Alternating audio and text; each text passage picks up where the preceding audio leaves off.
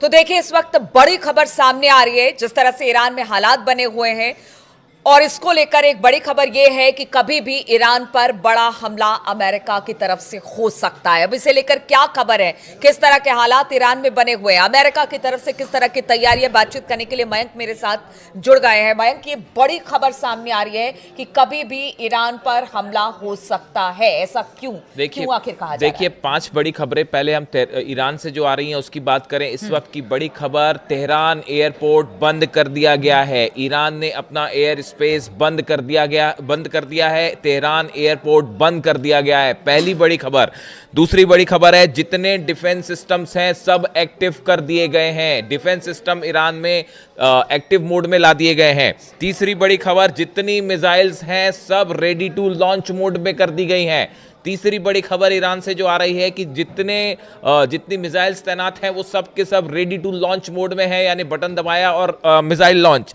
इसके अलावा देखिए, बड़ी खबरें हैं कि ईरान में करीब 30 प्रांत में जो है वो प्रदर्शन की खबरें सामने आई हैं कि 30 प्रांत ईरान के ऐसे हैं जहां पे सरकारी ठिकानों पर हमले हुए हैं। जो प्रदर्शनकारी हैं उसमें जो हिंसा फैलाने वाले लोग हैं, इन्होंने जो है सरकारी दफ्तरों को निशाना बनाया है। इस तरफ की खबरें आई हैं। इसके साथ ही ईरान की सेना ने भी बड़ा मूवमेंट किया है। देखिए, कल हमने एक वीडियो बनाया था जिसमें हमने आपको बताया था कि जो इराक में अमेरिकन बेसिस हैं वहां पे बड़े फाइटर जेट्स का मूवमेंट देखने को मिल रहा है। यानी ईरान की सीमा के करीब इराक के जो एयर बेसिस हैं वहां पे जो है बड़ा अल असद एयर बेस पे और इरबिल, ये 2 एयर बेस हैं जहां पे अमेरिकी जेट्स का, फाइटर जेट्स का बड़ा मूवमेंट दिखाई दे रहा है। यानी इराक और ईरान की जो सीमा है वहां खासा तनाव देखने को मिल रहा है। इसके बाद ईरान ने अपनी सेना का, IRGC ने बड़ा मूवमेंट किया है बॉर्डर के आसपास।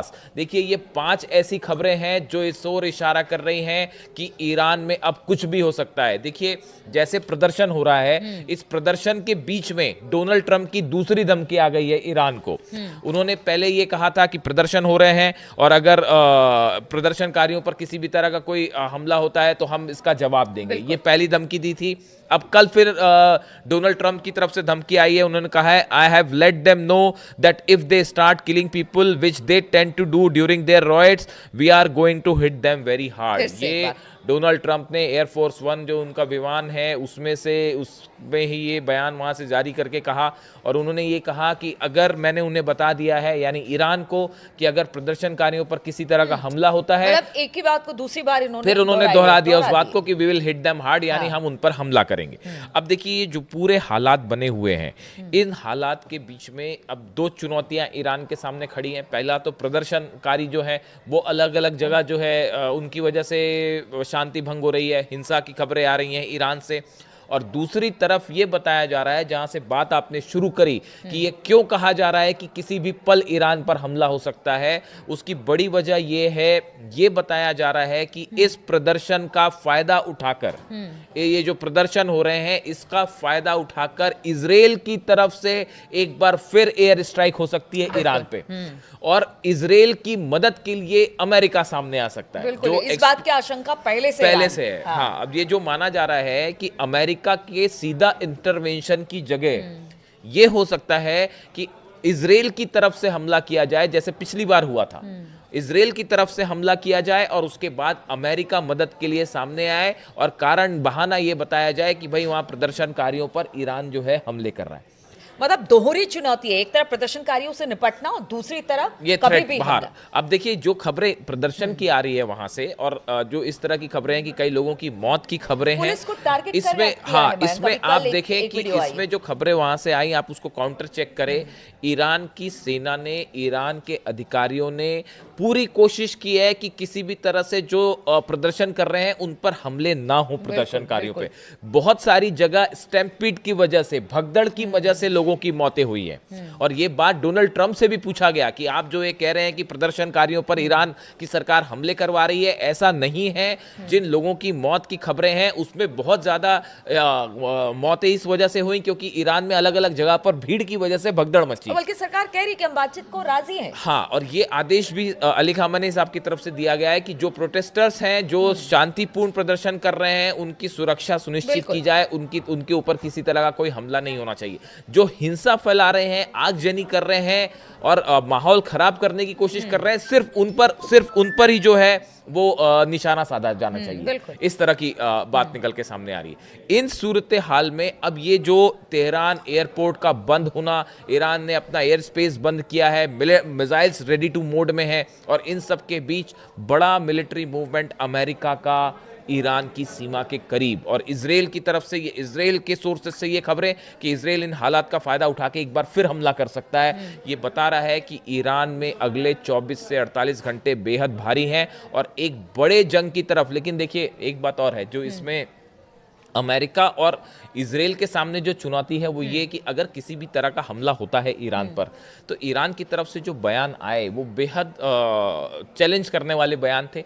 ईरान की तरफ से ये कहा गया कि अगर हम पर हमला होता है तो इस बार इजराइल पर एक साथ कई मिसाइल्स फायर हो जाएंगी। और बताया ये भी जाता है, जो खुफिया सूत्रों से खबरें हैं, कि 750 नंबर्स भी हैं उसके, कि तेल अवीव पर एक साथ 750 मिसाइल्स ईरान फायर कर सकता है। अगर ये स्थिति बनती है ईरान के सामने कि भाई वहां पे इंटरनल क्राइसिस भी है और उसके इस दौरान उसका फायदा उठा के हमले होते हैं, तेल अवीव पर, इजराइल पर एक साथ 750 मिसाइल सिर्फ एक शहर पर इजराइल के फायर हो सकती है।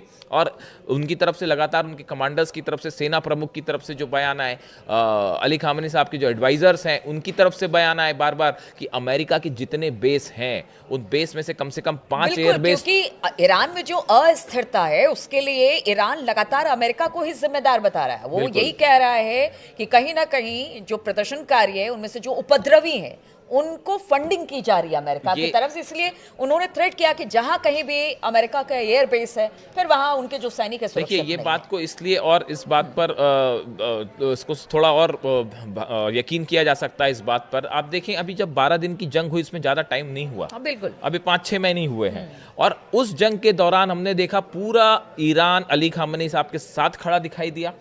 जंग के बाद पूरे ईरान में, तेहरान में जश्न हुआ और एक प्रकार से इसे अली खामेनी साहब की बड़ी जीत बताया गया कि इतने सैंक्शंस के बाद, अकेला युद्ध करने के बाद भी ईरान ने इजराइल को जो है वो युद्ध में करारी जो है वो शिकस्त दे दी और इतना बड़ा हमला कर दिया। और सबने देखा ईरान का पावर, पूरा ईरान एकजुट दिखाई दिया उन हालात में। और अली खामेनी साहब ने सबको धन्यवाद भी किया था कि ईरान जो है पहले से ज्यादा एकजुट है। ऐसा 5 महीने में अचानक क्या हुआ कि इतना बड़ा प्रदर्शन? इसलिए ये कहा जा रहा है कि ये तैयारी काफी समय से चल रही थी कि वहां पे कुछ लोगों को जो है उनके जरिए ये प्रदर्शन फैलाया जाए, इसको उग्र किया जाए और हिंसा फैलाई जाए। ये साजिश काफी दिनों से चल रही थी। अमेरिका और यूरोप पर जैसे आरोप लगा रहा है, अमेरिका और इजराइल पर आरोप लगा रहा है ईरान, और इस साजिश के बाद अब ये हालात बने। लेकिन अब जो भी है, जो हुआ, वो जो सिचुएशन बनी, लेकिन अब आगे क्या? सवाल ये है कि ये जो स्थिति बन रही है, तेहरान एयरपोर्ट बंद कर दिया गया है, डिफेंस सिस्टम एक्टिव हो जाना, ये वो सिचुएशंस होती हैं जब किसी हमले के ठीक पहले ये वो कदम है जो उठाए जाते हैं। और इसको लेकर ईरान में ज़बरदस्त अलर्ट है और अगले 24 से 48 घंटे में कोई बड़ा डेवलपमेंट ईरान में हो सकता है। तो ईरान को अस्थिर कर हमला करने की कोशिश है। खबरें तो इसी तरह की आ रही है क्योंकि ईरान अब पूरी तरह से अलर्ट है। उनके एयर स्पेस बंद कर दिए गए हैं। उनको आशंका कि हो सकता है इजराइल की तरफ से कोई बड़ा हमला उन पर किया जाए। अमेरिका का सपोर्ट इजराइल के साथ है। तो ऐसे में सिचुएशन ईरान की इस वक्त अच्छी नहीं कही जा सकती है। हालांकि ईरान ने भी कह दिया है और लगातार उनके नेताओं की तरफ से बयान भी इजराइल और अमेरिका के लिए आते रहे कि अगर इस बार आपने हमला किया तो फिर इसका मुंह तोड़ जवाब दिया जाएगा। अब स्थिति और ईरान में किस तरह से आगे 24 से 48 घंटे में देखने को मिलती है, इस पर लगातार हमारी नजर बनी रहेगी। आप बने रहिए हमारे साथ।